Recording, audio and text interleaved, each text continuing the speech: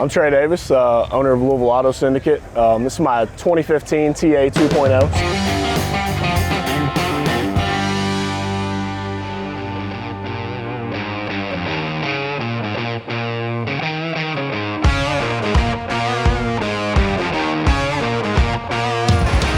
It's got about 4,200 original miles to it.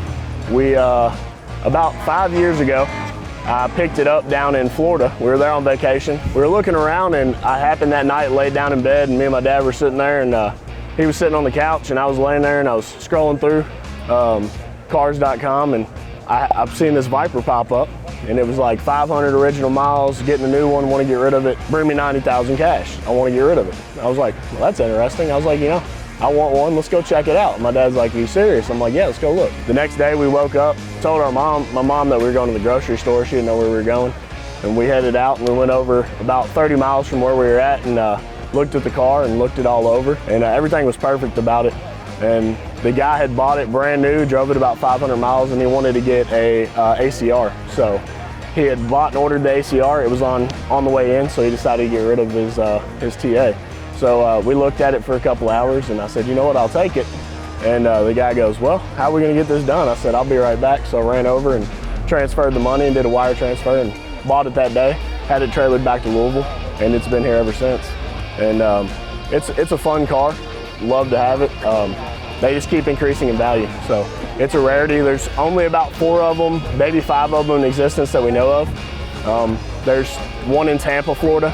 There's this one here in Louisville. I know of one in Ontario and another one in Texas. It's kind of a rare car. I think this one might have the lowest miles. It's only got 4,200 miles on it.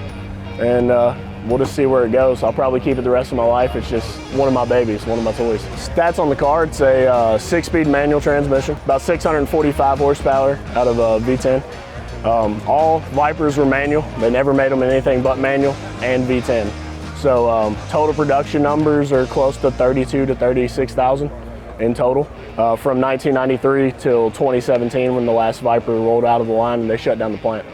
I don't know 0 to 60 and things like that. I don't get to drive it very much as I like to. I work a lot, so it's a fun car to drive. It's tons of power. I've got a Gen 3 also, so the difference in power is interesting. The Gen 3s are more torquey, they're just more in your face, and these have a cleaner, smooth power band. So a lot of fun to drive. When they went to close the factory down, there's a lot of the records that were retained and a lot of them were gotten rid of. And they're still putting together and collaborating with everybody to get the records to see how many actually rode off the line. On the TA 1.0s, they made orange, white, and blue. And they made 33 in orange, 33 in blue, and then 93 in white. In total, I could be wrong on that, but they didn't make many of the TA 1.0s. When the TA 2.0s, they're all numbered dash plaques, so this one has number 11 on the dash plaque. That was originally, I think, supposed to coincide with a certain amount of cars made, but then they started doing it by just what car rolled off the line. So near the end, they had the GTC program where you could customize and put ACR wings or TA canards on the front and anything you really wanted. But in terms of total production, there may only be 4, may only be 5, we're not sure. They're just gonna keep growing in value, and they're always fun to drive, and I'm almost afraid to drive it most days, just don't wanna put any miles on it. When I was young, my dad, we're big Mopar fans, so my dad's owned everything from your Hemi Belvederes all the way up to, you know, different Challenger convertibles, Super Bs, a little bit of everything really. And we've always been a big Mopar family. And when I was young, he started taking, I was born in 1993, and he would start taking me car shows, and I would always see the Vipers and just the prestige behind it at those events. It was just one of those prestigious vehicles. And when I finally started working and got old enough to where I could own, you know, I was flipping and buying and selling PT Cruisers, which a lot of people think's crazy, but used to make good money on PT Cruisers. And I got to a point where I wanted to buy one, and I actually wanted a Challenger. When they first came out, I wanted a Cervini shaker hood. I wanted to do the whole Challenger RT 5.7 Hemi. And my dad was like, why don't you buy something that has, you know, more prestige? It was about the same amount of money back then. So when I first bought my Gen 3, you know, they were in that $40,000, $45,000 range, and they still retained their value to then. And then when it finally got into the Gen 5, they were gonna quit making them.